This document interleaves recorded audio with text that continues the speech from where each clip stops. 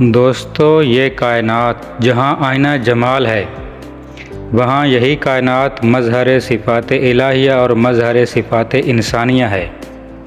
کائنات میں رونما ہونے والا ہر واقعہ، ہر عمل اور ہر کرشمہ انسان کی داخلی اور ذاتی کائنات میں منعکس ہوتا ہے۔ سیاروں اور ستاروں کی چال اور رفتار سے لے کر ایک معمولی سی حقیر چیونٹی تک ہر شے اپنے اندر ایک عجیب پیغام رکھتی ہے۔ ہر شے ایک علامت ہے، خوبصورت علامت، اور ہر شے میں ایک استعارہ ہے، ایک بامانی استعارہ۔ کائنات مرکہ نور ہے، اس پر بہت کچھ لکھا جا چکا ہے۔ کہکشاؤں کے عظیم اور وسیع سلسلے، شمس و قمر کے جلوے، چمکنے والے ستاروں کی یہ حسین کائنات اتنی منور ہے کہ یہ سمجھنا مشکل ہے کہ اس کو تخلیق کرنے والا خود زمین و آسمان کا نور ہے۔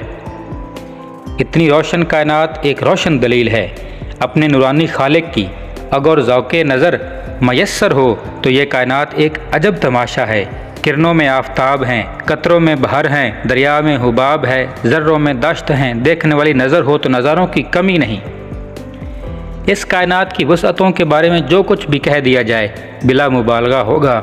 ہم ایک سورج سے وابستہ ہیں اور اس کائنات میں ایسے کروڑوں سورج موجود ہیں، ایسے سیارے اور ستارے دریافت ہو چکے ہیں جن کا زمین سے فاصلہ ہزاروں لاکھوں سال نور ہے، یعنی 1,86,000 میل فی سیکنڈ کی رفتار سے چلنے والی روشنی ایک ستارے سے زمین پر آنے میں لاکھوں سال لیتی ہے۔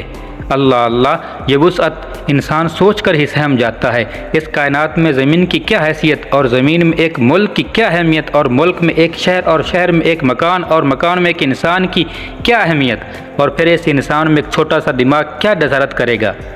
اس وسیع کائنات کے عظیم خالق کے بارے میں لب کشائی کرنے کی مقام تحیر اور مقام سکوت ہے۔ اسی کائنات میں ایسے علاقے ہیں جہاں اتنی سردی ہے کہ بس انسان ذکر کرے تو خیال منجمد ہو جائے، اور کہیں اتنی حدت کے سورج بھی پناہ مانگے۔ یہ کائنات عجب ہے، تخلیق اپنے خالق کی مظہر ہے۔ جس خالق نے اس کائنات کو تخلیق کا حیران کن مظہر بنایا، اسی خالق نے انسان کو بڑے دعوت اور وثوق سے اشرف المخلوقات پیدا فرمایا۔ ایک عظیم احسان ہے عظیم محسن کا، انسان کو بنائی عطا فرمانے والا۔ اپنے بے مثال حسن کے پرتو میں کائنات کی ہمہ رنگ نیرنگیوں اور رنگینیوں میں جلوہ گر ہے۔ انسان کی پہچان کے لیے کائنات کو آسمان اور زمین کے حوالے سے ظاہر فرمایا گیا۔ انسان اپنی ہستی کا سفر زمین پر ہی شروع کرتا ہے اور سفر یہیں پر ہی تمام ہوتا ہے۔ انسان کے گرد پھیلی ہوئی زندگی اس کے علم کے وسیع ابواب ہیں۔ اسے علم الاسماء عطا فرمایا گیا۔ وہ اسماء سے اشیاء کو پہچانتا ہے اور پھر اشیاء سے مفاہیم تلاش کرتا ہے۔ وہ اسے ہر طرف پھیلے ہوئے سلسلے، اپنی صلاحیتوں اور صفات کے استعارے نظر آتے ہیں۔ انسان کی کائنات حسین و جمیل علامات کی کائنات ہے۔ یہی وہ راز ہے جو انسان کو جاننے والا بناتا ہے۔ انسان ظاہر سے باطن اور باطن سے ظاہر کا سفر کرنے کے لیے پیدا کیا گیا۔ وہ وجہ سے نتائج اور نتائج سے وجہ تلاش کرتا ہے۔ وہ ہر شے کے اندر پنہاں اس جوہر کو ڈھونڈتا ہے جو اس شے کی پہچان ہے، اس شے کا راز ہے، اور یہ راز اور یہ جوہر اور یہ صفت انسان کی اپنی کسی صفت کا مظہر ہوتی ہے۔ شعر و ادب کی دنیا میں انسان نے مظاہر فطرت کو استعاروں اور علامتوں کے روپ میں شامل کیا، اور اس طرح اس نے جہاں اپنی زندگی کو پر لطف بنایا، وہاں اس نے ہر ذی جان اور ہر بے جان شے کو اسم دیا اور اس کو معنی عطا کیے۔ پہاڑوں کو انسان نے اپنے عزم کا مظہر کیا، نہ بدلنے والا اٹل ارادہ، پہاڑ کی طرح اپنی جگہ سے نہ ہلنے والا۔ اللہ تعالیٰ نے بھی ارشاد فرمایا کہ پھر تمہارے دل سخت ہو گئے جیسے وہ پتھر ہوں، حالانکہ میں نے پتھروں سے بھی نہریں جاری کی ہیں۔ گویا پتھر سے دریا کا نکلنا ایسے ہے جیسے سخت دل انسان کا دل بھر آنا یا آنکھ سے آنسو کا بہنا۔ دریا کو زندگی کا دریا کہا گیا جو موت کے سمندر میں ڈوبتا ہے۔ ہر دریا آخر کار تاریک سمندر میں گر جاتا ہے۔ وقت دریا ہے اور لوگ تنکوں کی طرح اس میں بہتے چلے جا رہے ہیں۔ دشت و صحرا کو بھی عجب معنی ملے، دشت جنوں، دشت وحشت، یادوں کا صحرا، وچھوڑے کا تھل، دشت فرقت اور پھر صحرا کی پیاس۔ یہ سب اہل ذوق کے پرمغز استعارے ہیں۔ سمندر کو ہستی کا آغاز و انجام کہا گیا۔ انسان بادلوں کی طرح سمندر سے آتا ہے اور واپس سمندر کو چلا جاتا ہے کہ یہی اس کا گھر ہے، یہی خالق ہے یا مظہر تخلیق ہے۔ समंदर या कुलज़म से बड़े मानी वाबस्ता हैं, बड़े इस्तारे हैं, बड़ी अलामतें हैं। समंदर रूह है, निस्फ शब को जागता है, तूफ़ान में हो तो किनारों को उड़ा दे, पुरसकून हो तब भी गहराई की वजह से पुरखौफ हो। समंदर मुर्दार को बाहर निकाल फेंकता है, इसके बातिन में ख़जाने हैं मोतियों के, ज़िंदगी के, और इसके अंदर इंसान के लिए बड़े अलूम हैं। जब तक समंदर ज़िंदा है ज़िंदगी ख़त्म नहीं हो सकती। समंदर गहरा है, कड़वा है, नाकाबिल तस्खीर। वुसअत को समंदर कहा गया। फ़याज़ी और इल्म के पैकर को समंदर कहते हैं। कुलज़म रहमत, वसी व बेपाया सिफ़त इलाही है। और फिर समंदर खामोश हो गया, यानी मोहब्बत की अमवाज में ठहराव का मकाम। मौज के नाम से कितना ही लिटरेचर मौजूद है। आइए देखें इंसान ने अपने गिर्द रहने वाले जानदारों से क्या हासिल किया, उन्हें कैसे कैसे मानी दिए, उनसे क्या क्या सबक, इबरत और नतीजे निकाले। परिंदों की दुनिया में शाहीन को लीजिए, मर्द मोमिन ही शाहीन है। परिंदों की दुनिया का दरवेश है, आशियाना नहीं बनाता, बुलंद परवाज़ है, बुलंद निगाह है, पहाड़ों की चट्टानों में रहता है, कसरे सुल्तान से गुरेज करता है। ये एक मर्द हुर की सिफ़ात आलिया हैं। एक आज़ाद कौम के लिए शाहीन एक बहुत बड़ा इस्तारा है। सूरज को निगाह में नहीं लाता, मर जाए तब भी ज़मीन पर नहीं गिरता। इसकी निगाह आसमानों पर रहती है। इसका रिज़्क़ सालेह और पाकीज़ा है, यानी ज़िंदा कबूतर शिकार करता है। शाहीन मांग के नहीं खाता, काने है, गैरत वाला है, मतवक्कल है, कवि है, झपटता है, पलटता है, खून गर्म रखता है, निगाह तेज़ रखता है, दरवेशी में बादशाही करता है और बादशाही में दरवेशी करता है। इकबाल का शाहीन ही इकबाल का मर्द मोमिन है। इकबाल ने जवानों में उकाबी रूह के बेदार होने की दुआ की है। उकाबी रूह का काम आसमानों की तरफ परवाज़ करना, और फिर शहबाज लामकां, शहबाज तरीक़त, शहबाज खिताबत, और फिर हमारे शाहीन यानी हमारी एयरफोर्स। एक परिंदे ने क्या नहीं दिया हमें, यही खुदी का तर्जमान है, यही महर में लामकां है, यही फ़ाते ज़मानो मकां है, यही शाहीन राज हस्ती का राजदां है। शाहीन भूख से मर जाता है लेकिन मुर्दार नहीं खाता। शाहीन सिफ़ाते मोमिन का मज़हर है और खुदी का निगहबान है। इंसान की खुद शनासी को परिंदों ने बड़ी आसानियाँ अता फरमाई हैं। गिद्ध या करगस, इस पर क्या कुछ नहीं लिखा जा चुका, अंदाज़ा करना मुश्किल है।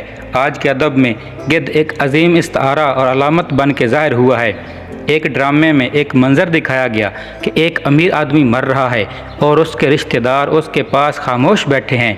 कट करके दूसरा मंज़र पेश किया गया कि एक वीराने में एक घोड़ा मर रहा है और उस पर गिद्ध मंडला रहे हैं। अब आप गिद्ध के बारे में अंदाज़ा लगा लें।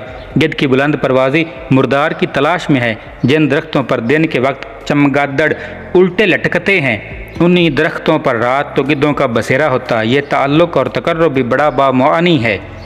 गिद्ध की मुर्दार खोरी फ़ज़ा को आलूदगी और ताफ़ुन से भी बचाती है। बहरहाल इंसानों की दुनिया में करगस सिफ्त लोग मौजूद रहते हैं और करगसी अमल भी जारी रहता है। कबूतर और फाख्ता अमन के निशानात हैं। ये सुलह और अमन के इस्तारे हैं। तोता एक ऐसा परिंदा है जिस पर बड़े बड़े अदीबों ने बहुत कुछ लिखा है। मौलाना रूम रहमतुल्लाह अलैह ने एक तोते की कहानी लिखी है कि एक सौदागर ने पिंजरे में एक बोलने वाला तोता रखा हुआ था। सौदागर सफ़र पर जाने लगा तो उसने तोते से पूछा कि तेरी कोई ख्वाहिश है। तोते ने अपने गुरु तोते को पैगाम भेजा कि आज़ाद फ़ज़ाओं में रहने वालों, गरीब कैदी का सलाम कबूल करो। सौदागर ने पैगाम दिया। गुरु तोता सुनकर मर गया और साथ ही सारे तोते गिरकर मर गए। सौदागर ने यही अफसोसनाक खबर अपने तोते को आकर बताई, वो भी मर गया। सौदागर ने उसे पिंजरे से निकालकर फेंक दिया। वो तोता उड़ गया और बोला, ऐ सौदागर, मेरे गुरु ने मेरी फरियाद पर मुझे रिहाई का यही रास्ता बताया था कि मरने से पहले मर जाओ, आज़ाद हो जाओगे। बस ये है वो राज जो पीर मुरीद को देता है। बहरहाल तोता इल्म का बहुत बड़ा ज़रिया है। एक मामूली सा कौवा भी लिटरेचर का हिस्सा बन गया। कागा एक पैगाम है किसी आने वाले का।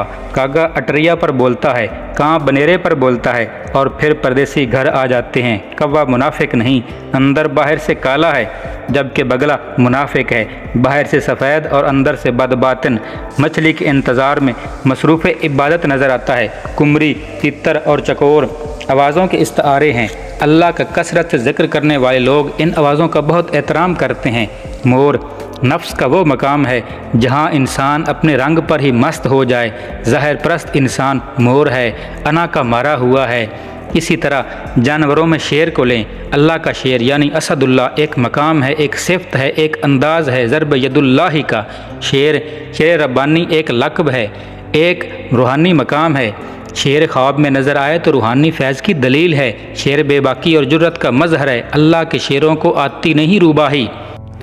جہاں شیر دلیر ہے وہاں گیدڑ بزدل، لومڑی مکار، سانپ چھپا دشمن ہے، چمکیلا لیکن زہریلا۔ سانپ کبھی وفادار نہیں ہوتا۔